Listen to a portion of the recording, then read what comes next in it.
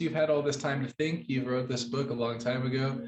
Is there any key updates that you want to share, that you would like to, that you would have updated in the book, or that you'd like to share with the public? Thank you for that. It needs to be said. I briefly touched upon the fact that I was influenced by about a year I spent in the Midwest of the USA, and I was young. I was kind of writing this around the age of 25, which is not that young, but you can still be impressionable. And I took on the kind of some of the spiritual beliefs around me, and it was too black-white about what's good, what's bad, you know, and so on. And so in my book, I didn't have a lot of knowledge about jazz at the time, which you can tell if you read the book. I had knowledge about rock and pop because I'd grown up in that generation.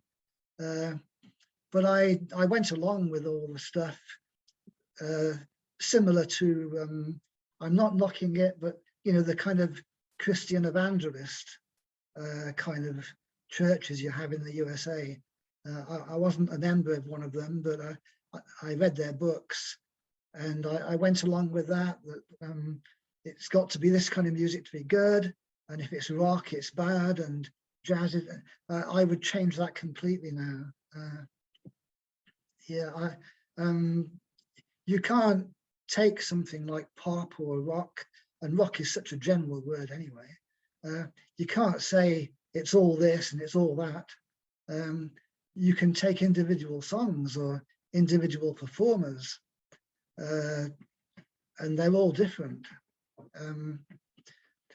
But it goes back to, it was nice that I had lots of conversations with Van, and he did say that if you've got a certain amount of a kind of rhythm, and it's really heavy and fast and a certain kind of rhythm, you can't break through that and do anything good. But you know, all music has got rhythm, and when it comes to jazz, jazz can be spiritual. I used to be a fan in my late teens of the Mahavishnu Orchestra and John McLaughlin, and that was the beginning of jazz fusion. And they were trying to be spiritual. They were spiritual people. And rock and pop, it depends on the group. It depends on the people. It can even go down to the specific song, you know. A group might do a wonderful, beautiful song and then do something which is a bit downhearted. But it was far too black-white, and I think the word is judgmental. I would change all that. Yeah.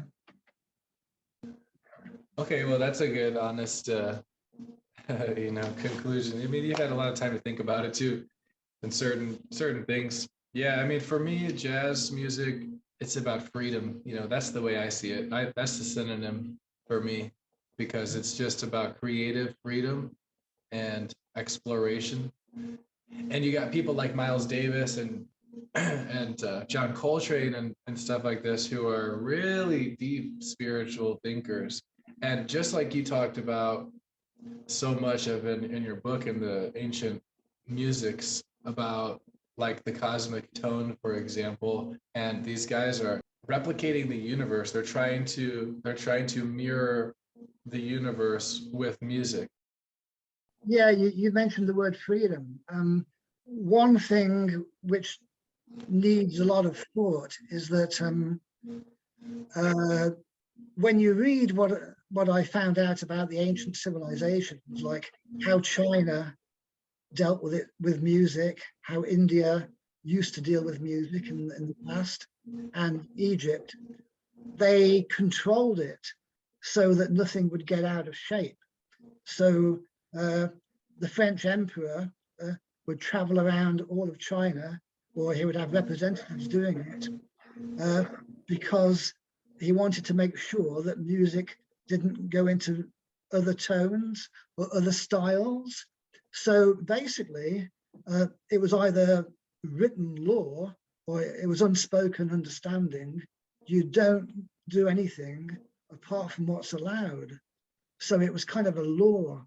Don't do anything else. That wouldn't fit into our world today. Yeah, We, that whole thing it stopped and then went all over. I mean, the So 60s blew that open, which, you know, I know people who would say that the 1960s was a really bad thing to happen. You know, there was drugs and free love and so on. But the world was going nowhere. And it blew the whole thing open, and there was a lot of freedom, and a lot of that freedom was good. And we, you know, people matured out of it. Uh, so we live in a time of freedom now. So it's up to people individually to decide for themselves what they're going to do. It would never, I mean, how could you impose laws today that you can't do this with music and you can't do that, you know?